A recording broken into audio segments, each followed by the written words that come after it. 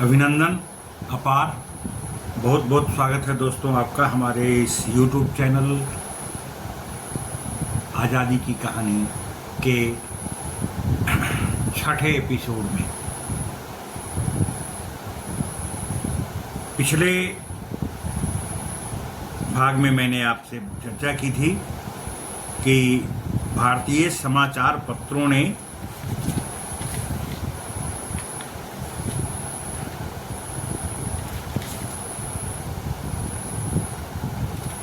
लिटन के क्रियाकलापों और उनसे उत्पन्न जो भारतीय जनमानस की प्रतिक्रिया थी उसके संबंध में समाचार पत्रों ने अपनी राय व्यक्त की थी। आज उसी क्रम को आगे बढ़ाते हुए हम आपके सामने अगला खंड प्रस्तुत कर रहे हैं। इंडियन एसोसिएशन द्वारा आयोजित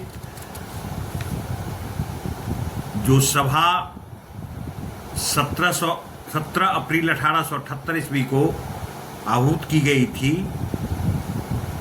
उसमें सुरेंद्रनाथ बनर्जी ने इस कानून को मौत का सूचक बताया था। जमींदार सामंत वर्ग के लोगों ने इस अधिनियम पर कोई प्रतिक्रिया नहीं दर्शाई, क्योंकि वे लोग आमतौर पर ब्रिटिश उपनिवेशवादियों के शिविर से संबद्ध हो चुके थे और ऐसी स्थिति में बुर्जुआ वर्ग स्वाभाविक रूप से राष्ट्रीय आंदोलन का नेतृत्व करने हेतु उद्धृत हुआ। अनेक स्थानों पर छात्र एवं नवयुवक संगठित होकर राजनीति में हस्तक्षेप करने लगे और राष्ट्र प्रेम से ओतप्रोत ये युवक स्वतंत्रता को अपनी दबी अभिलाषा मानकर उसको पूरा करने के लिए किसी भी माध्यम से अपने लक्ष्य की प्राप्ति के लिए कटिबद्ध हो गए। कलकत्ता से प्रकाशित इंडियन मिरर ने 25 अप्रैल 1879 ईस्वी को लिखा कि अगर भारतीय नवयुवक आजकल की तरह चलते रहेंगे तो संभवतः वे रूस के छात्रों की तरह बलवाई आंदोलनकारी हो जाएंगे। आर्म्स एक्ट 1789 के माध्यम से लिटन सरकार ने भारतवासियों से अपने घर में साधारण हथियार रखने का अधिकार भी छीन लिया।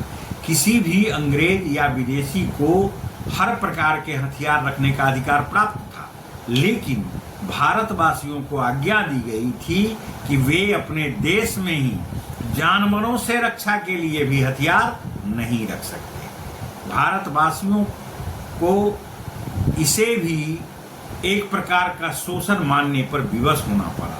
छात्रों एवं नवयुवकों ने इस अधिनियम का भी जमकर विरोध किया। इंडियन मिरर ने 27 सितंबर 1882 को लिखा कि हमें हमेशा यह डर रहता है कि यह अगर वायसराय लॉर्ड लिटन अपनी पूरी अवधि तक बने रहे तो भारत कोई बड़ी उथल पुथल देखने से वंचित नहीं रहेगा। उस समय जो स्थिति थी उससे यह स्पष्टता परिलक्षित होता है कि 1857 से भी भयंकर राष्ट्रव्यापी विद्रोह के डर से ब्रिटिश शासकों ने भारतीयों को पूर्णतः निशस्त्र करने का महत्वपूर्ण फैसला लिया। संपूर्ण भारत में वर्नाक्युलर प्रेस अधिनियम के साथ ही आर्म्स अधिनियम के खिलाफ भी आंदोलन किया गया और इस प्रकार के अधिनियम न केवल आम भारतीयों एवं अंग्रेजों के बीच विरोध को तीव्र करने में सहायक सिद्ध हुए, बल्कि उन्होंने अप्रत्यक्ष रूप से उग्रवाद एवं आतंकवाद के आविर्भाव का भी मार्ग प्रशस्त कर दिया, जिससे संबद्ध आंतरिक रूप से क्षुब्ध एवं क्रोधित भारतीय छात्र एवं युवा वर्ग अंग्रेजों की विशाल सत्ता को तहस नहस कर डालने हेतु कटिबद्ध हो गया। अंग्रेजी शिक्षा प्राप्त भारतीय नौजवानों को ब्रिटिश शासकों के विरुद्ध हो रहे आंदोलनों में भारतवासियों का नेता बनकर सामने आता देखकर शासक वर्ग के लोगों ने यह मांग की कि उच्च शिक्षा बंद कर दी जाए। कलकत्ता के पत्र इंग्लिशमैन ने 18 फरवरी 1870 को शिकायत की कि ये अंग्रेजी पढ़े लिखे नौजवान अच्छी नौकरी नहीं मिलने के कारण हर जगह असंतोष फैलाते फिरते हैं। मद्रास टाइम्स ने 24 सितंबर 1872 को शिक्षित भारतीयों के असंतोष को प्रारंभिक राजद्रोह कहा। बॉम्बे गजट ने 27 सितंबर 1872 को लिखा कि अंग्रेजों में आजकल यह आम भावना मौजूद है कि इस देश के नौजवानों को अंग्रेजी शिक्षा जरूरत से ज़्यादा ही दे दी गई है। इसका परिणाम खतरनाक हो रहा है।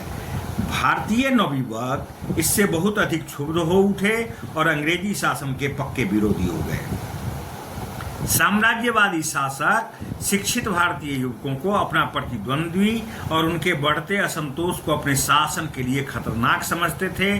परिणाम यह निकला कि शिक्षित बेरोजगार भारतीय युवक आतंकवादी क्रांतिकारी गतिविधियों में संलग्न हो गए। सरकार की उच्च शिक्षा विरोधी नीति के संबंध में व्यापक प्रतिक्रियाएं व्यक्त की गईं। बंगाल के अनेक समाचार पत्रों ने सरकारी नीति के खिलाफ लड़ने का संकल्प किया। इंडियन एसोसिएशन ने 2 जुलाई 1870 को कलकत्ता में एक सभा का आयोजन किया, जिसने अंततः प्रांतीय सम्मेलन का स्वरूप धारण कर लिया। इस सभा के पूर्व विभिन्न जगहों पर 43 सभाएं आयोजित की गई थीं। कलकत्ता में 2 जुलाई की सभा में 17 जिलों के 2000 से ज्यादा प्रतिनिधि उपस्थित हुए। इसकी सफलता को देखकर बंगाल के समाचार पत्रों ने इसे राष्ट्रीय प्रदर्शन कहकर संबोधित किया। इस प्रकार यह स्पष्ट रूप से परिलक्षित होता है कि अंग्रेज सरकार की उच्च शिक्षा नीति ने भारतीय युवकों को प्रतिक्रियावादी बना दिया और कालांतर में वे आतंकवादी गतिविधियों में सक्रिय हो गए ताकि भारत से अंग्रेजी शासन को समाप्त कर दिया जाए। ब्रिटिश शासक प्रारंभ से ही फूट डालो एवं राज करो, डिवाइड एंड रूल के भयंकर कूटनीतिक अस्त्र का उपयोग कर रहे थे, जो ब्रिटिश उपनिवेशवादियों की पुरानी तथा सर्वत्र लाभप्रद नीति थी। भारतीयों को आपस में लड़ाकर और कुछ भारतीयों की सहायता प्राप्त करके ही ब्रिटिश सरकार ने भारत में अपनी अधिसत्ता स्थापित करने में सफलता प्राप्त की थी। पहले वे सामंत सरदारों को आपस में लड़ाते थे, फिर कालांतर में उन्होंने आम भारतीयों को भी परस्पर लड़ाने में सफलता प्राप्त की। वे भारत को ज्यादा से ज्यादा कमजोर बनाने के लिए नए नए तत्वों की खोज करने लगे। जब भारतीयों ने अंग्रेजों की फूट डालो और राज करो के कूटनीतिक चाल को समझा, सर्वत्र इसका विरोध किया जाने लगा। राष्ट्रवाद की अहम भावना के अभ्युदय ने इस विरोध को व्यापक आधार प्रदान किया और राष्ट्रीय एकता का मार्ग प्रशस्त किया। बावजूद इसके अंग्रेज प्रशासक इस नीति का पूरे तौर पर अनुपालन करते रहे। बाद में राष्ट्रीय आंदोलन का उद्भव देखकर अंग्रेज शासक अपनी नीति में परिवर्तन हेतु तैयार तो हुए, किंतु क्रांतिकारी युवकों द्वारा इसका व्यापक विरोध किया गया। इन्हीं परिस्थितियों में जहां एक ओर नवोदित बुर्जुआ वर्ग के लोग वैधानिक आंदोलन विकसित करने में व्यस्त थे, वहीं दूसरी ओर भारत के किसान ब्रिटिश उपनिवेशवादियों और अंग्रेजों के द्वारा संरक्षित जमींदारों, साहूकारों तथा सूदखोरों के विरुद्ध सशस्त्र संग्राम का मार्ग अपना रहे थे। अंग्रेजों के विरुद्ध जनमत तैयार करने में इन संग्रामों की भूमिका अत्यंत महत्वपूर्ण है।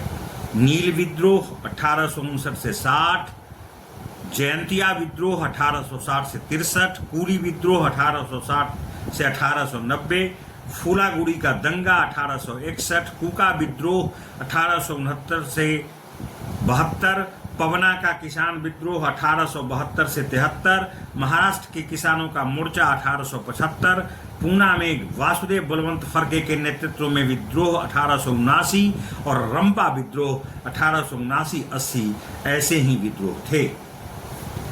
किसानों एवं श्रमिक कृषकों को जब नेताओं एवं कार्यकर्ताओं के माध्यम से अंग्रेजों द्वारा किए जा रहे उनके सामाजिक और आर्थिक शोषण की जानकारी मिली, तब उन्होंने अपने शोषण का विरोध करने हेतु संघर्षात्मक क्रांतिकारी गतिविधियों का सहारा लिया। 1917 की रूसी क्रांति के पश्चात भारतीय कृषकों एवं श्रमिकों को यह अनुभव एवं प्रेरणा मिली कि वे भी अपने शोषण से मुक्ति पा सकते हैं। स्वतः उनका झुकाव स्वाधीनता संग्राम की ओर होता गया और वे क्रांतिकारी गतिविधियों की ओर आकर्षित होते गए। भारतीय उग्रवादी क्रांतिकारी नेताओं एवं कार्यकर्ताओं ने उन्हें संगठित करना प्रारंभ किया तथा उन्हें शोषण के विरुद्ध क्रांतिकारी आंदोलन में शामिल होने हेतु उत्प्रेरित करने लगे। परिणामतः कृषक एवं श्रमिक संगठित होकर क्रांतिकारी गतिविधियों में संलग्न होते गए। उन्हें किसान सभा एवं वामपंथी दलों से सहयोग एवं प्रेरणा मिलती रही।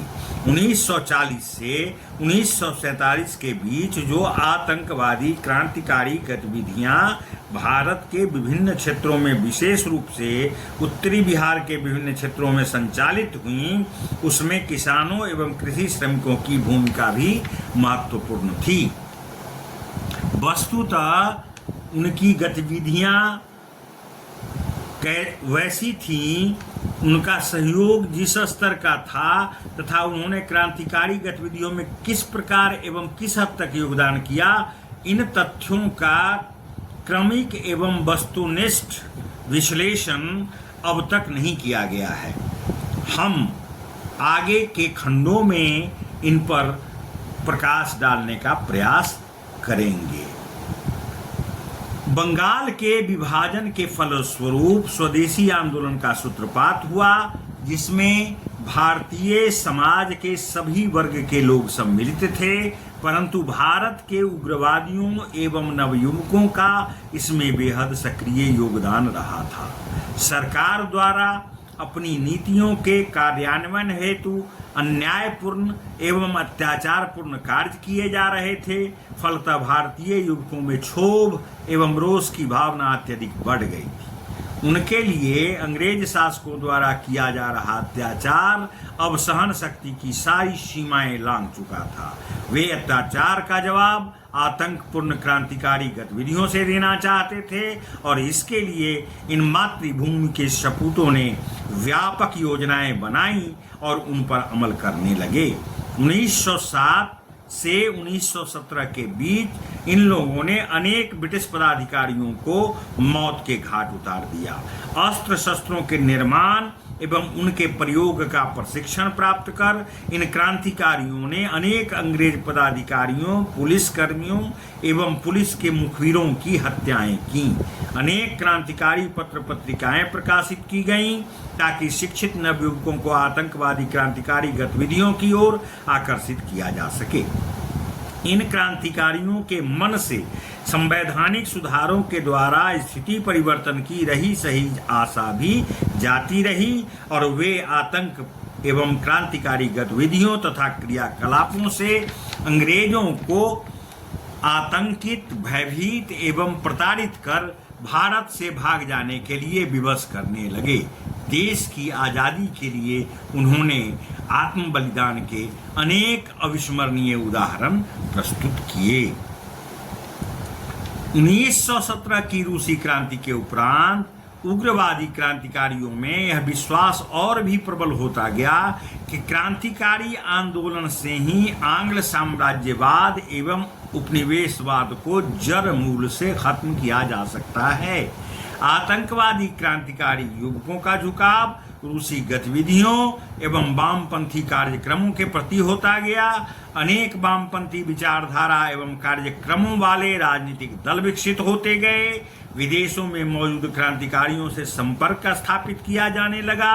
साथ ही देश के नवयुवकों, श्रमिकों एवं कृषकों को क्रांतिकारी गतिविधियों में सक्रिय योगदान हेतु प्रेरित एवं प्रभावित किया जाने लगा। राजनीतिक स्वतंत्रता के साथ साथ आर्थिक स्वतंत्रता पर भी बल दिया जाने लगा। श्रमिकों, कृषि श्रमिकों एवं किसानों के शोषण के विरुद्ध क्रांतिकारी गतिविधियां तीव्र कर दी गईं। समाजवाद तथा साम्यवाद की नीतियों एवं कार्यक्रमों को प्रसारित और प्रचारित किया जाने लगा। वस्तुतः 1940 से 1947 के बीच आतंकवादी क्रांतिकारी आंदोलन में भारतीय युवकों एवं छात्रों की भूमिका सर्वाधिक महत्वपूर्ण थी, पर इस आतंकवादी क्रांतिकारी आंदोलन में उनकी भूमिका का स्तर किस प्रकार का था, इस पर आज तक कोई विशेष प्रकाश नहीं डाला गया है। साथ ही साथ जहां तक उत्तरी बिहार के आतंकवादी क्रांतिकारियों के राष्ट्रीय आंदोलन में योगदान एवं उनकी भूमिका का प्रश्न है, इस पर अध्ययन एवं विश्लेषण का नितांत अभाव है। आज के इस खंड में बस इतना ही, शेष अगले खंड में। धन्यवाद, आपका बहुत बहुत धन्यवाद।